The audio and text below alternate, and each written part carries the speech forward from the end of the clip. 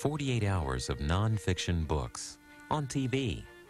You're watching Book TV on C-SPAN 2.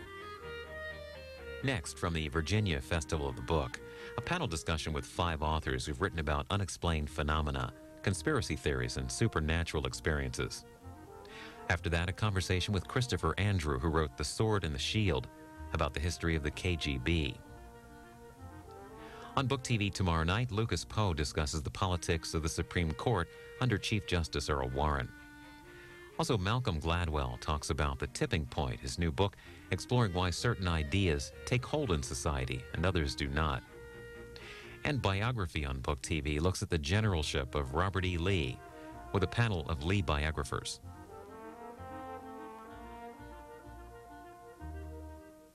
Can you tell us about a book that you've been reading?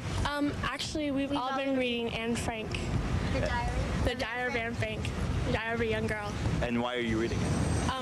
Well, it's for a class project, and it's like about her life in the Holocaust, and like, but we've all been finding it really interesting just how to see her in her isolation and how they all survived, like being together with 8 people in one secret attic. Do you think that her story has anything to say to you guys about the way you live now?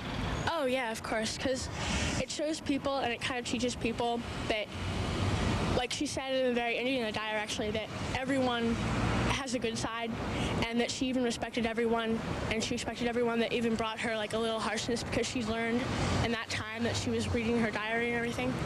Yeah, and she has like a lot of she has faith that like she can get out and just keep going to school like she was, and I don't know. And at the end, are you all going to get together with all of your class and talk about it as a whole group? Yeah, we've already started doing that, but we had a project to isolate ourselves for an hour each day for 7 days, and we couldn't listen to the radio. We couldn't do anything with technology or radio, or we had to write. Yeah, I think that really helped me understand what she was going through, and it really brought out what she went through. Yes, for the last 6 months I've been trying to read this book, The Peloponnesian War by Thucydides. I picked up one of those syllabuses from St. John's College where they read all the great books, and I was a terrible student in college. I didn't read anything I was supposed to read, so I'm trying to make up for lost time, and I get stuck with this book. This book is very dry. Can you tell us about a book that you've read recently? Yes, I had the good fortune of reading Birdsong by Sebastian Faulks, a British author. It's published by Random House. Came out, I believe, in 1995, thereabouts. It's a fascinating story. It's about World War I and the incredible human sacrifice involved. The hero is a Britisher, and he has a love affair around 1910, before the war, with a French lady. But it's a little bit on the lurid side with regard to that affair. Overdo it, really. But aside from that, I thought it was a marvelous depiction of the horrors of trench warfare. Our website, booktv.org, brings you a look at some of this week's best-selling books. Click on bestseller lists, and you'll find a sampling of nonfiction bestsellers from across the country. Here's a look at one of this week's featured lists. The top 10 best-selling nonfiction books according to the New York Times. Number 1 this week, Mitch Albom's Tuesdays with Morrie. It's followed by The Rock Says, an autobiography by the professional wrestler known as The Rock. In The Millionaire Mind, at number 3, Thomas Stanley poses questions designed to assess the reader's money-making potential. Then, former Reagan speechwriter Peggy Noonan's new book, The Case Against Hillary Clinton, comes in at number 4. Detective Steve Thomas discusses his involvement with the investigation into the murder of 6-year-old JonBenet Ramsey in JonBenet, written with Don Davis. Sidney Poitier writes about his life and career in The Measure of a Man, at number 6 this week. That's followed by Fair Ball, a fan's case for baseball by sportscaster Bob Costas. 'Tis, the follow-up memoir by Angela's Ashes author Frank McCourt, comes in at number 8 this week. Sybil Shepherd's new autobiography, Sybil Disobedience, is 9th. And Dave Egger's memoir, A Heartbreaking Work of Staggering Genius, rounds out the list at number 10. For book reviews and more bestseller lists, visit the New York Times website and click on Books. You're watching Book TV. 48 hours of programs about nonfiction books, authors, and the publishing industry. Every weekend here on C-SPAN 2.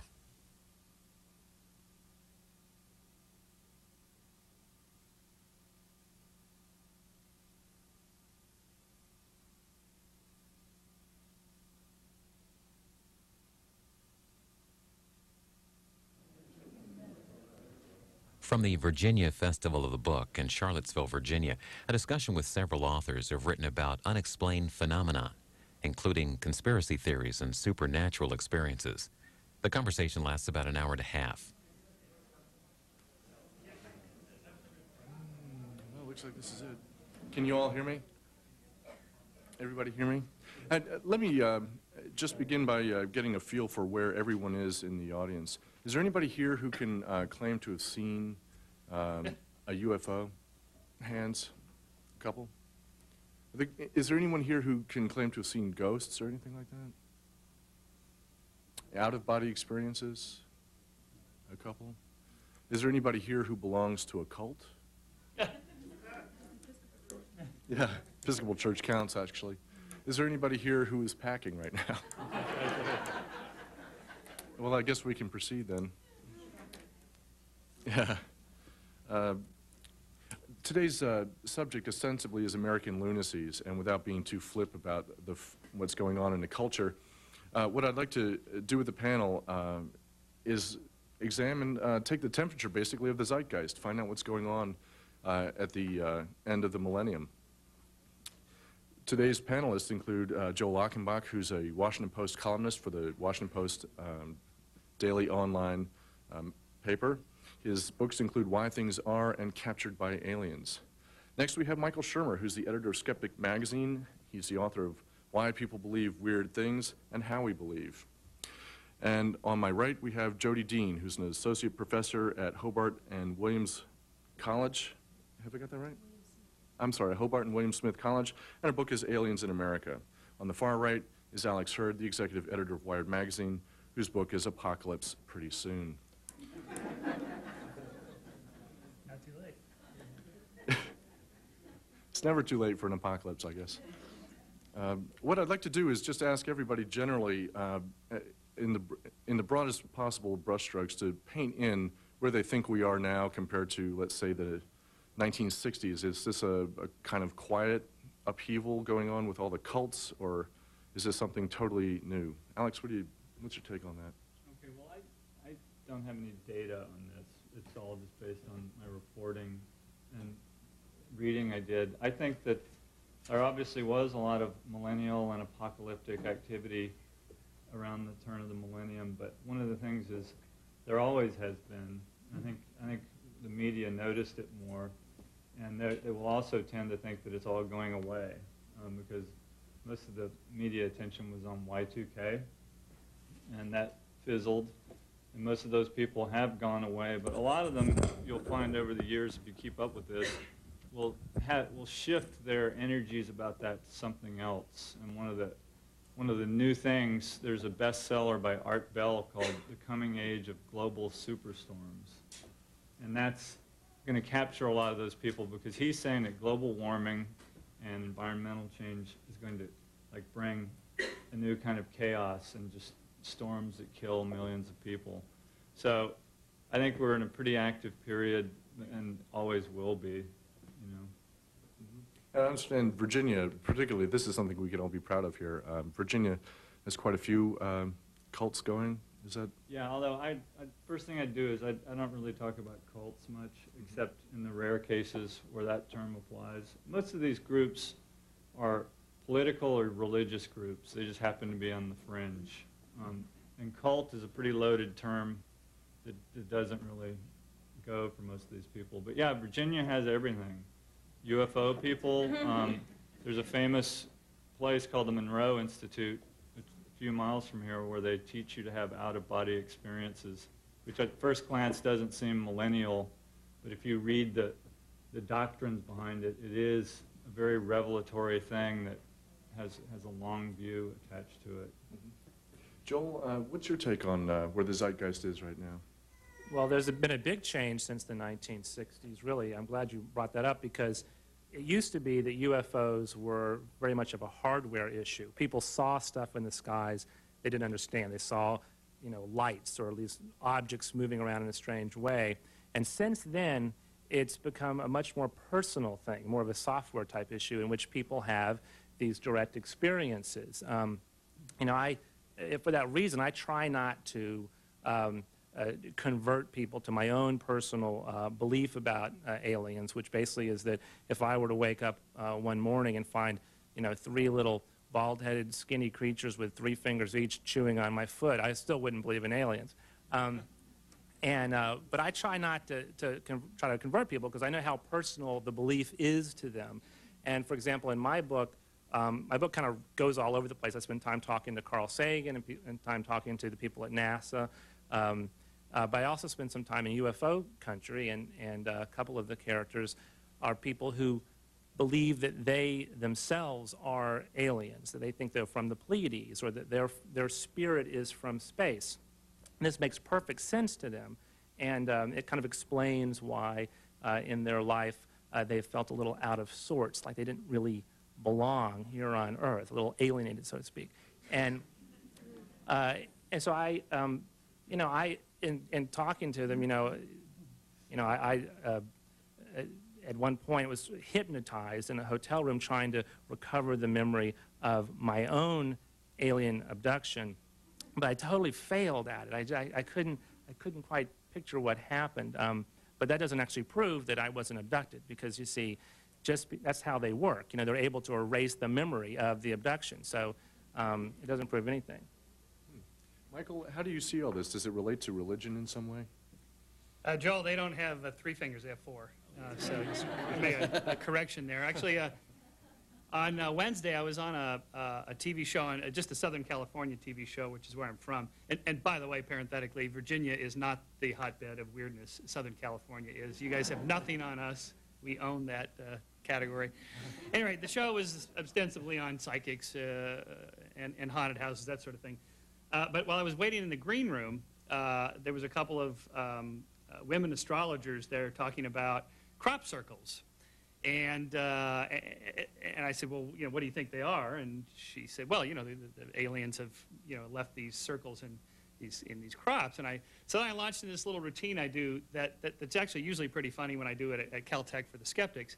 And it's like, the chances of an extraterrestrial intelligence somehow mastering all the problems to conquer interstellar space travel and all the enormous technological advances they'd have to achieve to get here, and let alone even finding this obscure planet, what it would cost for them, and what are the chances they're going to do all that and just leave graffiti in Farmer Bob's field in Pucker Brush, Kansas. I mean, what is the likelihood of this? Then I do this whole thing about how, we could just imagine, at the planet Vega and at the Senate hearings about about what actually happened here, about the crop circles and stuff. And, so let me get this straight, Senator Zorg. You spent 50 quazillion zlotys in order to find this planet, and the best you could do is leave graffiti, and the upheaval and the people that would be fired about this. And without missing a beat and not even blinking, this woman says, they don't use money on Vega.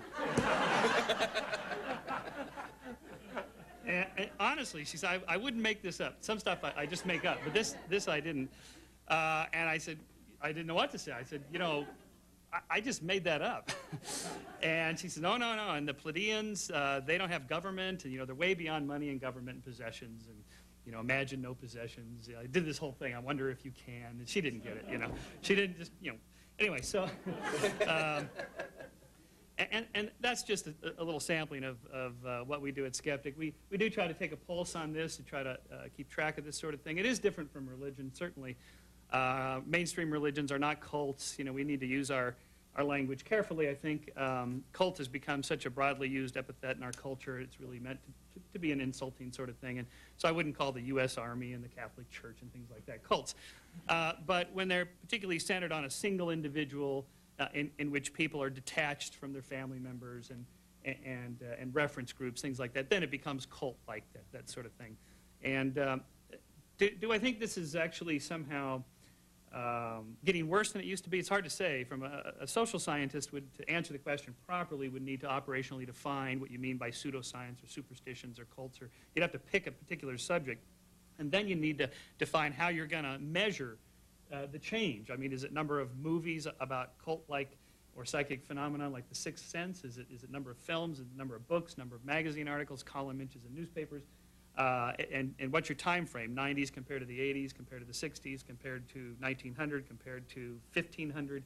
I suspect it's not as bad as it was, say, in 1500 if you were just talking about how superstitious the average guy in the street is. Hopefully, since we live in the age of science, we've made some progress. But it is surprising, since we live in the age of science, that 2/3 of Americans believe in psychic power, half believe in UFOs, the aliens are here, and that sort of thing. It is surprising, considering that we do live in such an advanced age. Mm-hmm. And what's your take, Jodi? I think the biggest change since the 60s is media and technology. And that one of the things that has happened to us is that a lot of stories that might have been known only to small subgroups are now known to everybody. So what's interesting is not that Americans believe weird stuff. I mean, folks have always believed weird stuff. What's really interesting is why everybody else cares, right? Why does the Washington Post care about bizarre belief systems, right? And I think that the reason people care is that we're fascinated with those folks who are willing to doubt mainstream reality. And the reason we're fascinated by those folks willing to doubt mainstream reality is that most of us do. And the reason most of us do is it's so complicated now. Right? All of the technology makes it so complicated, and the stakes are very high. Right? One thing goes wrong with genetic engineering, and we're history. Right? One thing goes wrong with nuclear power, we're gone. So the stakes are very, very high, and to say that now science can save us, that strikes me as nuts, right? Science can go just as far the other way. So when we think about folks who believe in weird stuff, I think we're attracted to them because they're willing to take that step that most of us take in tiny little ways. Alex, do you think that the people you met and interviewed were taking a step away from the technological drive of society? Yeah, definitely. It's not just science. I talked about it. Most of these people are reacting against the way the world is right now. So it's a science, you know, big government, fairly liberal democracy, various aspects of the way current reality is. They just don't want any part of it.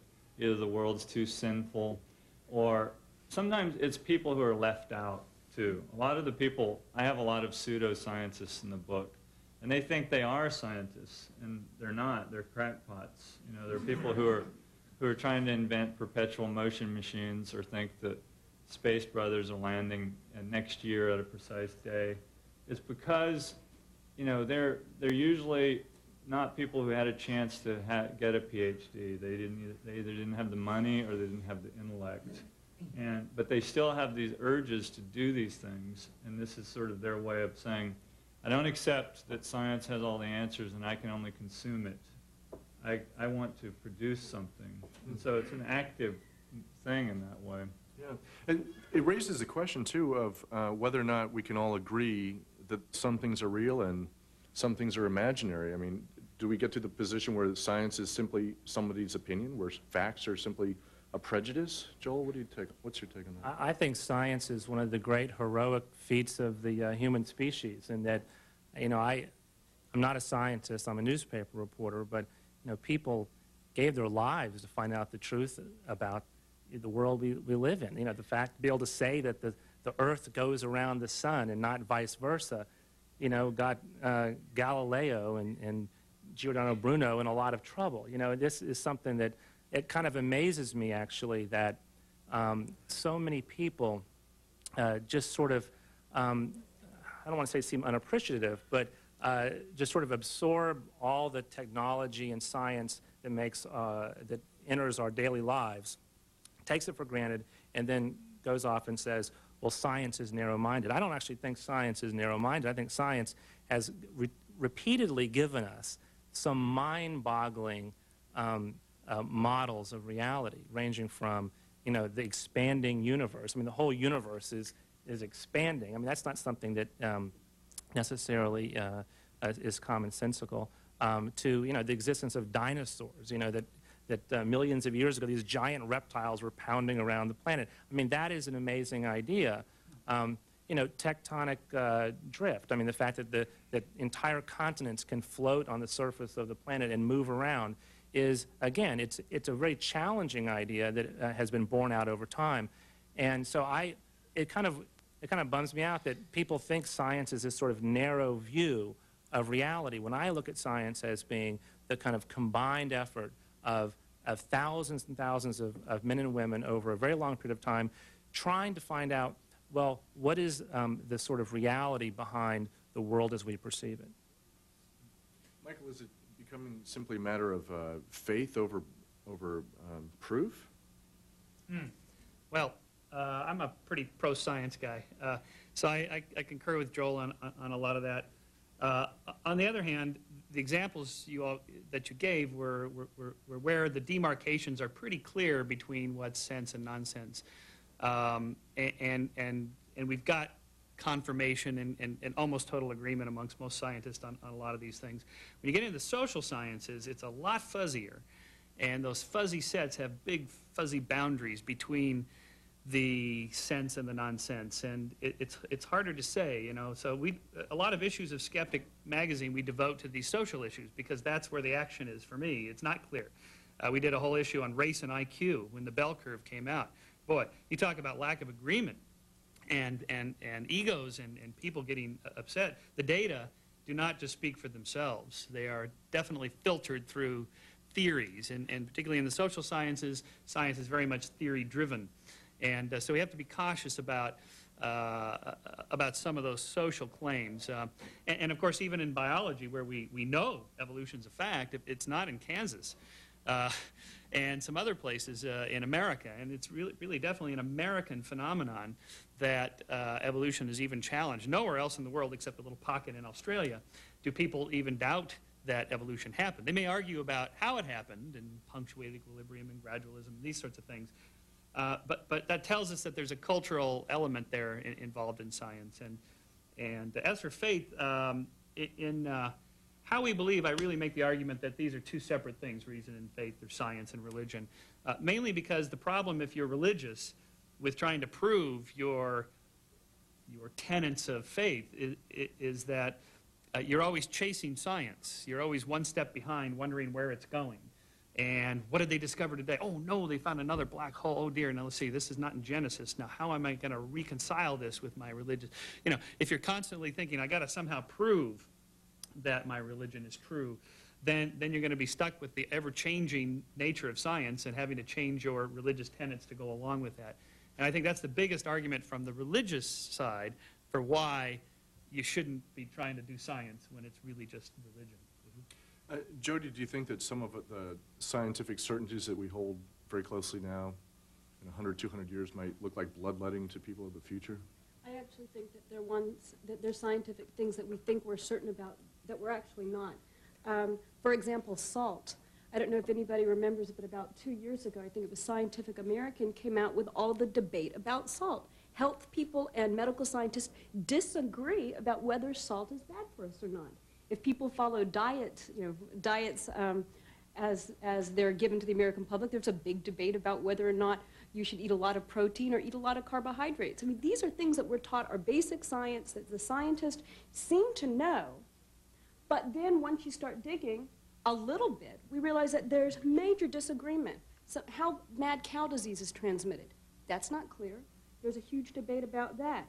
So I actually think that it's important to remember that what seems to be a clear-cut set of facts is not clear-cut at all. The other thing I want to add is that it's weird how people who want to give a strong defense of science against pseudoscience want to say, oh, science has amazing ideas and is not just common sense. But then they turn around and say, oh, those UFO people, they don't have common sense and they've got American ideas. I mean, not American, I'm sorry, they've got amazing, wild ideas. So I start to worry that no matter how it's sliced, the people who are doing wild stuff always end up getting trashed, right? Either they've got too much common sense because science has amazing ideas, or they've got too amazing ideas because science has the monopoly on common sense. Finally, on whether or not people who do UFO stuff or so-called fringe stuff are really on the fringes, or whether or not they're really people who are left out.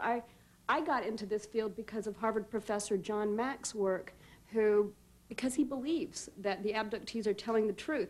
I was shocked that someone in the university of the country would go that far. So I'm not even sure enough to say that people with wild, so-called fringe ideas are really on the fringe at all. Well, John Mack is certainly the unnamed elephant in the room in a lot of respects. Alex, let me ask you, you touched upon something earlier. How much of the how many of the millennial events do you think are a direct result of the assignment desk's obsession with them? Would people really care? Would it be the tree falling in the forest and nobody would really bother? No, I think there's steady interest, but they didn't care. I used to write about this stuff in the late 80s, and I had trouble selling these story ideas because people would say, that's fascinating, but what's the hook? And there isn't a hook. The fact that there are people, Christians who believe the world will end as described in Revelation, there's not always a clear reason to get into it. So, but I do think, we definitely had a surge of interest. The other thing I noticed, I got a lot of calls from TV reporters who are the laziest people in the world. And they're like, we got to do a piece on millennial groups. Can you give me 5 names? And I want people who are like bunkering down. Who are probably going to kill themselves. And so there's always this assumption that it's dangerous, negative, that the year 2000 and the midnight on January 1st was a major flashpoint. All that can be true, but it's usually not true.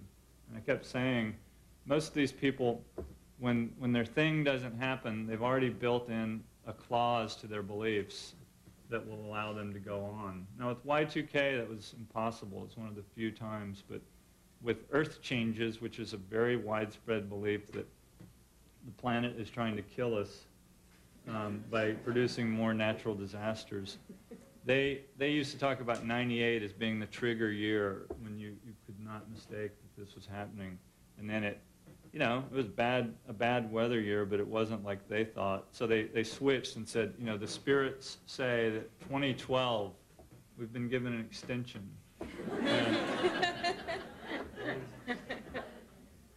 Kind of like a great student loan program. Yeah. Joel, speaking of escape clauses, you mentioned Carl Sagan shifting his frontier further and further away. For example, the moon around Mars being possibly a man-made construct. What was your experience with the escape clause phenomenon? Well, Sagan said at one point in the 60s, and for many years, he entertained the idea that Phobos, one of the moons of Mars, might be a hollow object. That is a construction of some intelligent civilization. And Sagan is sort of the hero of my book because he entertains these wild ideas, but he has the ability at the last minute to sort of pull back and say, well, what do we really know? And he was willing, up until really his deathbed, to say that even though he had spent his whole life trying to find extraterrestrial life, even though he wanted to know the truth about life beyond Earth, he knew that he had not found it. And it takes a lot of courage to say, I don't know, in a situation like this, because typically in this topic, the alien topic, people say, oh, I know exactly what the reality is, and they try to prove it to you. What Jodi said before, I want to address that about, are scientists good and UFO true believers bad? I mean, you weren't making it that simple, but I try to show in my book that scientists are just, in many ways, very much like everyone else in that they have belief systems that they pursue, and sometimes it colors the way they view the world. I mean, Sagan thought there were 1 million civilizations in this galaxy at this moment, 1 million other intelligent civilizations. And that, he had no data to support that. I mean, he had an estimate that he made based on this thing called the Drake equation. But you find, in fact, throughout the scientific world, a lot of very wild ideas that are not necessarily true. In fact, in my book, there's a chapter on Charlottesville, because I came here for a meeting of the Society for Scientific Exploration, where all kinds of, unusual ideas about, past life recall and near-death experiences are entertained. And so I try to show that it's not like, there's a divide between, the hard scientists and then the soft-minded cultural believers. Excuse me, Michael. One thing I'm curious about is this whole fuzzy zone, the shift between knowing something and being skeptical. And in the past, we might be skeptical in order to drive ourselves toward knowing something really, really well. Do you find that there's no room for skepticism among certain believers? And do you find yourself a very unwelcome guest in a lot of venues? Yes. Moving on. Let me just tell you a little story, actually, that I recount in Why People Believe Weird Things, and that is in August of 1983, I was abducted by aliens. It's true. It actually happened, or something happened. And so the story goes like this, and this, I'm not making this up either. I was traveling down a lonely rural highway in Nebraska, and isn't that always where these things happen, lonely rural highways? But I was, and it was about 3 a.m., and a large craft with bright lights came up over my left shoulder and stopped me, and they took me into the craft where I lost 90 minutes of time. Abductees call this missing time. They write books about missing time. And the next thing I knew, I was like out of the craft and traveling back down the road. And I distinctly remember the aliens, what they looked like. They looked just like people. In fact, they looked just like people that I knew. But I knew that they were aliens because they had stiff little fingers. And I could see that, and that was my clue that I knew that they knew, but they didn't know that I knew that they were aliens. So I was going along with this whole thing, knowing that I knew, but that they didn't know, and this went on and on. Anyway, and I used to tell this story when I was teaching a psych course on, when I get to the part on schizophrenia, where schizophrenics hear voices. They really hear the voices. The experiences are very real for them, and so I would tell that story because it's a very real experience for me. Now I tell the story in the context of aliens, because when I was telling the story back in the early 80s, this stuff wasn't big. Now it's huge, and everybody's being abducted by aliens. In my case, the explanation is that traveling down the lonely rural highway, I was actually on a bicycle, in the middle of a transcontinental bike race called Race Across America that I founded and raced in a number of times. And the race has rules in which you don't stop. It's from West Coast to East Coast. First one there wins. Everybody takes the same route. And so there's no sleep. Or you can sleep if you want, but then you fall behind. So I had gone 83 hours without sleep and ridden 1,250 miles without stopping, except for a few potty breaks in the motorhome that always follows behind you at night with bright white lights, with a support crew that looks just like people you know. And so over the years, I've done informal studies with the various riders, and when I quit racing the race, and I'd still go along and study the sleep patterns of the riders, and everybody was hallucinating like crazy in the early years because they didn't figure out the sleep pattern stuff. So the 90 minutes of missing time, by the way, I was weaving down the road at about 5 miles an hour, hallucinating away, and my crew stopped me and put me in for a 90-minute sleep break, which is a nice cycle because you can get down to the deep and back up to the light sleep and then back going again, and you'd be amazed what you can do in 90 minutes of sleep. But that's the missing time.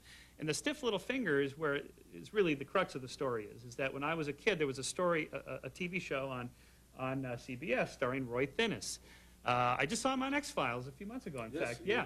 Anyway, and the aliens were taking over the planet, and they looked just like humans. And again, one of these stories, somehow they've mastered interstellar space travel, and they could take over DNA and replicate somebody's body, but they couldn't bend their fingers. Anyway, so they had to wear gloves and go through all these contrivances so that people would notice the stiff little fingers, but I noticed. So there, how odd that 20 years after the fact, deep in the recesses of my memory, comes this television theme story, this sci-fi story, that gets inculcated into a dream state, a hallucination, triggered by the stress of physical exhaustion and mental exhaustion from sleep deprivation. Now, I don't claim abductees have been sleep deprived. I don't know what's going on with them. They had a bad pork chop the night before, or they're just fantasy prone. But when they tell you over and over and over that the abduction happened late at night at 3 in the morning when I was in my bed asleep, it seems like a more obvious hypothesis than abduction is sleep deprivation or a sleep hallucination or a lucid dream or something like that. And so, and in that case, I think, back to the what is science discussion, I think we can actually say in some instances whether things are true or not. And in any case, you certainly behaviorally act as if they're true or not. We make those decisions, even if intellectually we say, we qualify and say, well, maybe, perhaps, this kind of thing. Behaviorally, no one's an agnostic. And Sunday morning, you get up, tomorrow morning, you're either going to church or you're staying home to watch football or whatever's on. And so you make that decision. And for me, the decision is made that aliens are not coming here. They are not here. And I conceivably changed my mind, but I really need to see one of those, probe instruments that they, I just asked these guys, bring home an ashtray, something from the spacecraft, and they never do. We have a few of those in the lobby afterwards. The ashtrays or the probes? Well, it depends on how you want to use an ashtray, I guess. Jodi, Michael just mentioned the TV show The Invaders, and does anybody in here remember the TV show The Invaders? It's a great show, and one of the things it did was make you very, very paranoid that everybody around you was somehow, an alien. To what extent does the alien phenomenon, do you think, intersect with our natural homegrown paranoia growing up out of the conspiracy to kill Kennedy and all the other conspiracies we've dealt with in the culture? I think paranoia is part of being an American. The Declaration of Independence is a paranoid document, right? It has not, in addition to the wonderful preamble, right, the rest of it's a list of grievances that are designed to show that the king was involved in a conspiracy against the colonists. So since then, it's part of being an American, is to be paranoid. And now with cameras everywhere, even in this room, how are we not to be a little bit paranoid? I actually wanted to address Michael and Joel's point. I think a lot of abductees would like the kind of certainty of reality that Michael describes. And in fact, I think that abductees are a lot more skeptical than either of them think that they are, and I probably think that they're more skeptical than they are. If Carl Sagan is the hero of Joel's book, I guess Bud Hopkins is probably the hero of mine. He's an abduction researcher and an artist in New York. And he has a wonderful little saying that he's more skeptical than Carl Sagan because he's willing to question everyday reality. And that's one of the things that I found in my research with abductees, is that they don't believe anything for sure. They're not 100% convinced about UFOs or aliens or what they've been through. All they know is that they've experienced something that they absolutely can't explain and that they can't understand and that they're not getting very much support for. So I think it's important to think about, what does it actually mean to be skeptical and how far can one go? Because I think that that most abductees go really, really far, and because they're in their willingness to question everyday reality, they go a lot further than some so-called skeptics. And Alex, just to pick up on this note of skepticism and believing, to what extent do you think the people really are skeptical, and to what extent do you think they're enabled by great scientists, perhaps someone like John Mack? Wait, which people? People who've been abducted by aliens. I mean, do they really examine this, or are some of these events repressed memories or planted? I don't know much about abductees nearly as much as these guys, so I shouldn't wander down that path. But I do think, just talking about skepticism, one of the things about these beliefs is it's not a choice with most people. It's just there. And I often come to a point where I try to explain why somebody believes something. And you can't ultimately explain it, and they can't either, because if you ask them, why do you believe this? And you're asking them to step aside and look at themselves as a specimen, and they go, well, it's not a belief, it's the truth. And so it's not something they can do anything about, and most of them pursue these beliefs without hurting anyone. There are major exceptions to that. And what I like in a skeptic, Shermer here, is operates the way I think they should. He reads their material. He says, I disagree with all of this, and here are my counter-arguments. There's a strain of skepticism, though, that goes farther than that, almost puritanically saying it is bad by definition that anybody believes these things, and we have to figure out something to do about it beyond providing counter-arguments. And you know, we don't do that in this country. We don't have a police state saying you can't believe these things. But there are places where it is like that. And I defend people's right to have goofball ideas, you know. Speaking of condemning people's ideas and all the rest, which sounds like almost a reactionary Christian sort of thing, perhaps not to diss the Christians too much, because they were once there themselves. But how much of this is an interface between superstition and religion? Well, I'm not sure I can address that in great depth. I mean, in fact, in reporting this book, felt kind of challenged in my inability to really appreciate the origins of religion, the origins of belief. I realized when I went into this book, I wanted to find out, well, what is the truth about life beyond Earth? I mean, my book is actually, I mean, 2/3 of it is about what you'd say is science. It's about the space program. It's about the SETI search for radio signals. Only the middle part is the UFO stuff. And I, in fact, kind of, you know, go down that road and then throw up my hands and say, there's no information here. I mean, the bad thing about the aliens that come and abduct people is they don't actually tell you anything about themselves. Aliens have no information. They have no history. I mean, it'd be so great if they would say, well, here's the last 1,000 years of history of our civilization in the Pleiades, but they don't give that. I mean, they're very mysterious, slippery creatures who just take little, segments of your DNA and then run away, and it's... So as far as trying to find the truth about life beyond Earth, I find that the UFO hypothesis has a deficit of information and is fundamentally not that interesting. I mean, the problem with that whole scenario, in my opinion, is that it's not true. I mean, the aliens are not here. That is my take on it. Now, I'm just a newspaper reporter, so no one should believe what I say about that. But for me, trying to find out, what is the biology of the universe? I mean, we're in this amazing moment right now in which, thanks to these incredible telescopes we have, we know, or we have the information to believe that we live in this unbelievably huge universe in which the Earth is a tiny little world. I mean, just one little planet around one star that's maybe among 100 billion stars in one galaxy among 50 billion galaxies. So this sort of challenges us to figure out, what's going on here? What does that mean? And we know the structure of that universe fairly well. I mean, we have all this data coming in about what's out there structurally, the physics of the universe. What do we know about the biology of the universe? What do we know about life beyond Earth? And the truth is, we don't really know anything at all. Right now, we don't have any information about a single microbe from beyond this planet, except for the assertion by this one team of NASA scientists that they found some microbes in that meteorite from Mars. That claim, as I show in the book, is very questionable.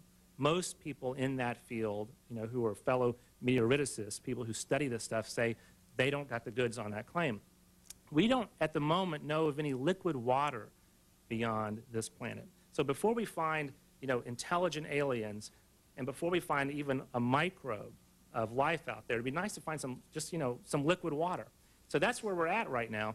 And to me, it's sort of an amazing puzzle, because we may be in this sort of special moment in human history before the discovery of the truth about the biology of the universe. Unfortunately, you can go to scientists and try to get information, and it's like, it can be really difficult to get any real facts out of them. But definitely in the UFO world, you find it even harder to find anything that you could really say, this feels like the truth. Michael,